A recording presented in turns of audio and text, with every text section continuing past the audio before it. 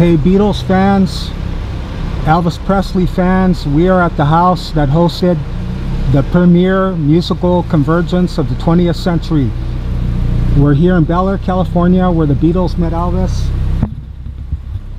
the evening of August 27th, 1965.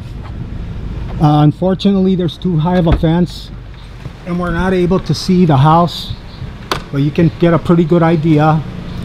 The Beatles met Elvis here, and it was quite a couple of times, difficult times to finally get them together, but they finally got together in this house August 27th, 1965.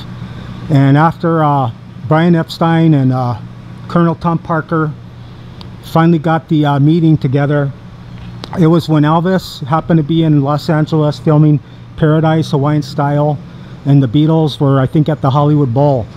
And when they met here that evening, Priscilla Bolio, she answered the door. She was the girlfriend of Elvis at the time, and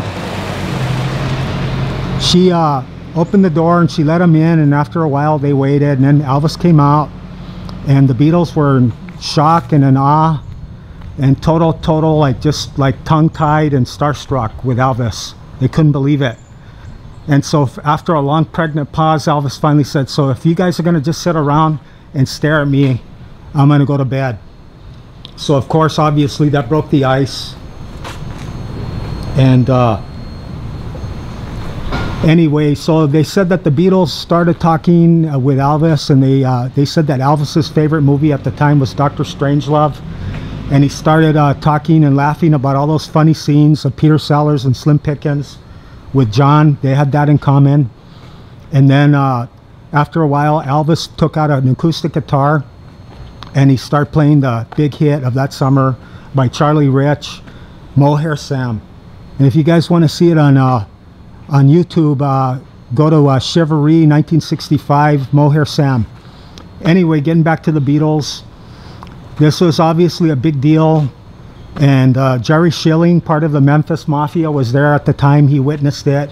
He said he was sorry that he didn't have a recording of what happened that night, but he said that Elvis and the Beatles were singing a lot of different songs. And so the next night, before they left, John invited Jerry Schilling over to the Beatles compound. And just when the night was over, John told Jerry, I got thrown out of school for growing sideburns because I wanted to look like Elvis. And if there was no Elvis, there would have been no John Lennon or Beatles. And then Jerry said when he got home, he told Elvis that. And he said that he saw that he was real happy and proud that he had something to do with these great musical geniuses changing the world with their music. Okay, Beatles, Elvis fans, I'm sorry I can't get closer. I don't want to bother the tenants, but this is probably the most wealthy, one of the most wealthiest neighborhoods in America.